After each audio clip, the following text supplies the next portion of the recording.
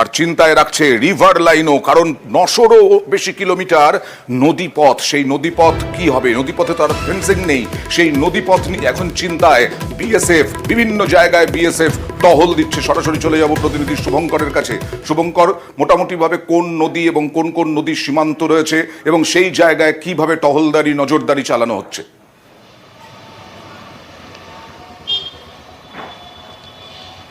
হ্যাঁ অয়নদা, দেখো কোচবিহারে প্রায় 400 কিলোমিটার ভারত বাংলাদেশ সীমান্ত রয়েছে। অধিকাংশ এলাকাতে কাঁটাতারের বেড়া দেওয়া থাকলেও কিছু কিছু এলাকায় এই নদী থাকার কারণে সীমান্তে কাঁটাতারের বেড়া দেওয়া যায়নি। বিশেষ করে এই দিনহাটা 1 ব্লকের গীতালদহ এবং সিতাই ব্লকে সেদিক দিয়ে ধরলা, মানসাই, শিঙ্গিমারি নদী গিয়েছে। ফলে সেই সব এলাকাগুলোতে কাঁটাতারের বেড়া দেওয়া যায়নি। বিএসএফ নদীর ওপারে থাকে এবং ওপাশে যদিও গ্রাম রয়েছে এবং নদী থাকার কারণে যদি দুষ্কৃতীরা, যেহেতু বাংলাদেশে একটা গন্ডগোল চলছে, অশান্তি চলছে, অনেক সময় দুষ্কৃতীরা সেই নদীপথে এপারে চলে আসতে পারে বা এপাশে অনুপ্রবেশ হতে পারে। সে কারণেই কিন্তু বিএসএফ নদীপথে নজরদারি চালাচ্ছে। পাশাপাশি যে গীতালদহে জারিধল্লা ও দড়িবস গ্রাম দুটি আছে, সেই দুটি গ্রাম হচ্ছে নদীর একদম ওপারে এবং সেই গ্রাম দুটি থেকে প্রায় 2 কিলোমিটার দূরেই বাংলাদেশ সীমান্ত। কোনো কাঁটাতারে বেড়া নেই, একদম খোলা সীমান্ত।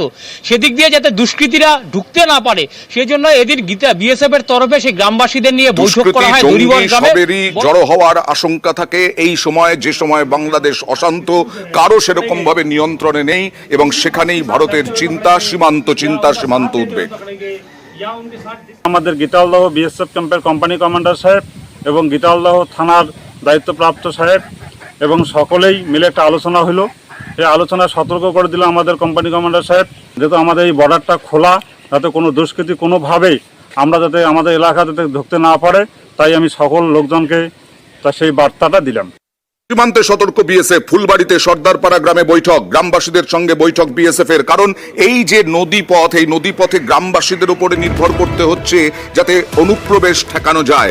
রাত 8টার পর গ্রাম ছাড়লে কর্তব্যরত জওয়ানকে জানানোর নির্দেশ। সন্দেহভাজন কাউকে দেখলেও বিএসএফ কে জানানোর নির্দেশ। নির্দিষ্ট ফোন নম্বরে অভিযোগ জানানোর নির্দেশ। বিএসএফ তো মানে এমনি আমাদের সাথে প্রায়শই মিটিং করে, যেহেতু আমরা বর্ডার এরিয়ায় থাকি। আজকে এমনি স্পেশালি ওরা আসলো, এসে আমাদের এমনি যেটা আমাদের গাইডলাইন ওটা বললো, তার সাথে সাথে এমনি বাইরে একটু সতর্ক থাকতে বললো, যেহেতু বাংলাদেশের একটা পাশে আমাদের এরকম মর্মান্তিক ঘটনা ঘটে গেছে, একটু সতর্ক থাকতে বলছে। আতঙ্কিত নাই বলতে চলে, সতর্ক আছে একটু। সতর্ক এখন হতে হবে, কি করবো, বর্ডার কাছে আছে না, বাংলাদেশে কোন লোক আসে থাকে। তো বিএসএফ মিটিং করলো, বললো ওইটাই, তো বাংলাদেশের লোকজন আসে থাকে, নতুন লোক দেখে থাকে, তাহলে খবর দিয়েছি, ফোন নম্বর দিয়ে গেল। ওইটা বলে দিল 8টার পরে বাইরে একটু ঘোরাফেরা একটু কম করো। বিএসএফ মনে করো, বাংলাদেশের লোক মনে করে এইগুলো তারা করতে পারে, ওইটা বলে গেল। বিএসএফ সামনে আছে তো, আমাদের তো একটা আতঙ্ক নেই।